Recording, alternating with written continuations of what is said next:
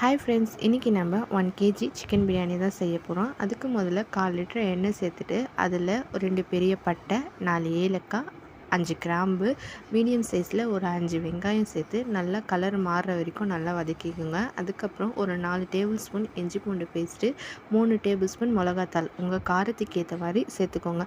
சேர்த்து நல்லா கலந்து விட்டுக்கோங்க. அடி பிடிக்காத அளவுக்கு நல்லா கலந்து எடுக்குங்க. அதுக்கப்புறம் எடுத்து வச்சுருக்க 1/2 kg சிக்கனை அதில் ஆட் பண்ணி நல்லா அதையும் மிக்ஸ் பண்ணிக்கோங்க. மசாலாவும் இஞ்சி பூண்டு பேஸ்ட்டும் சிக்கனில் போகிற மாதிரி மிக்ஸ் பண்ணிக்கோங்க. அதே மாதிரி சிக்கன் உடையாத மாதிரி நல்லா மிக்ஸ் பண்ணிவிட்டு எண்ணெய் பிரிஞ்சு வர அளவுக்கு நல்லா வதக்கிக்கோங்க. எண்ணெய் பிரிஞ்சு வந்ததுக்கப்புறம் ஒரு 5 சைஸ் மீடியம் தக்காளி, ஒரு 4 பச்சை மிளகாய் சேர்த்து அதையும் நல்லா வதக்கிக்கோங்க. அதுக்கப்புறம் நம்ம கைப்பிடி அளவுக்கு ஒரு கொத்தமல்லி, ஒரு புதினா சேர்த்து அதையும் குட்டி குட்டியாக நறுக்கி அதையும் ஆட் பண்ணி நல்லா வதக்கிக்கோங்க. அந்த தக்காளி நல்லா மசிகிற அளவுக்கு வந்ததுக்கப்புறம் 150 ml தயிர் சேர்த்து நல்லா ஆட் பண்ணிக்கோங்க. ஆட் பண்ணி அதையும் சிக்கன் உடையாத மாதிரி நல்லா கலந்து விட்டு தேவையான அளவுக்கு கொஞ்சமாக தண்ணி விடுங்க. ஏன்னா சிக்கன்லேயும் தண்ணி விடும். அதுக்கப்புறம் அதை தட்டு போட்டு ஓரமாக மூடி வச்சுருங்க. கிரேவிக்கு தேவையான அளவு மட்டும் உப்பு சேர்த்துக்கோங்க. உப்பு சேர்த்து செக் பண்ணிவிட்டு நீங்கள் மீடியம் ஃப்ளேமில் வச்சு மூடி வச்சுருங்க. நான் இன்னொரு சைடில் அரிசிக்காக தண்ணி வச்சுருந்தேன். தண்ணி கொதித்து வந்துடுச்சு.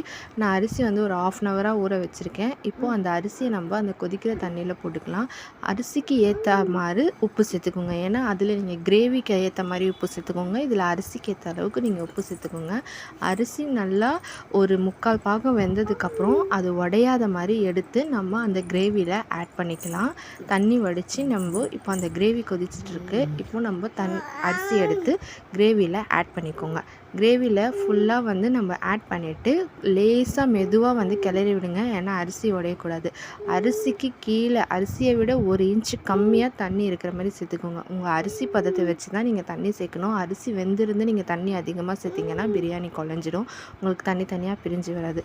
நான் ஃபுட் கலர் ஆட் பண்ண மாட்டேன். ஏன்னா எனக்கு ஃபுட் கலர் பிடிக்காது. அது அன்ஹெல்தி கூட. அதனால் உங்கள் மிளகாத்தூளில் இருக்கிற கலரே உங்களுக்கு நேச்சுரலாக நல்லாவே டேஸ்ட்டும் நல்லாவே இருக்கும், பார்க்கவும் நல்லாவே இருக்கும். இப்போ தம் கொடுக்க தான் போகிறோம். அரிசியை நல்லா லெவலாக பண்ணிவிட்டு இப்போ தம் கொடுக்கறதுக்காக கீழே ஒரு தவா வச்சுப்போம். அதுக்கப்புறம் மேலே பிரியாணி சாப்பாடு வச்சுட்டு அதுக்கு மேலே நம்ம சுட சுட தண்ணி வடித்தோம் இல்லையா, அந்த பிரியாணி அரிசியோட தண்ணி, அதை மேலே தம்மில் வச்சுக்கோங்க. ஒரு 15 மினிட்ஸ் ஹை ஃப்ளேமில் வச்சுக்கோங்க.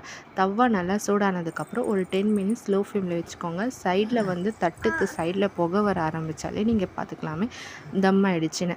அதுக்கப்புறம் நீங்கள் தம் எடுத்ததுக்கப்புறம் பார்த்தீங்கன்னா எடுத்தோடனே நீங்கள் சாப்பாடை கிளறக்கூடாது. முதல்ல சைடில் எடுத்து பார்த்து தண்ணி இல்லாமல் இருக்கா பார்த்துட்டு அதுக்கப்புறம் சாப்பாடை மெதுவாக ஒரு சைடாக கிளறி எடுத்துக்கோங்க. பார்த்தீங்கன்னா பிரியாணி நல்லா தம் ஆகிடுச்சு.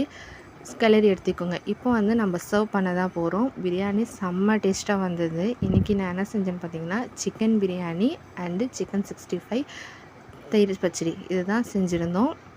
நான் சொன்ன மெத்தடில் ட்ரை பண்ணி பாருங்கள், சூப்பராக இருக்கும். வீடியோவை ஃபுல்லாக பாருங்கள். நிறைய பேர் பாதியிலே பார்த்துட்டு இது பண்ணிடுறீங்க. வீடியோவை ஃபுல்லாக பார்த்துட்டு பிடிச்சிருந்தால் லைக் பண்ணுங்கள், ஷேர் பண்ணுங்கள். உங்களுக்கு இந்த மாதிரி ட்ரை பண்ணி எப்படி இருக்குன்னு சொல்லி கமெண்ட் பண்ணுங்கள். மறக்காமல் சப்ஸ்கிரைப் பண்ணிடுங்க. தேங்க்யூ ஃபார் வாட்சிங்.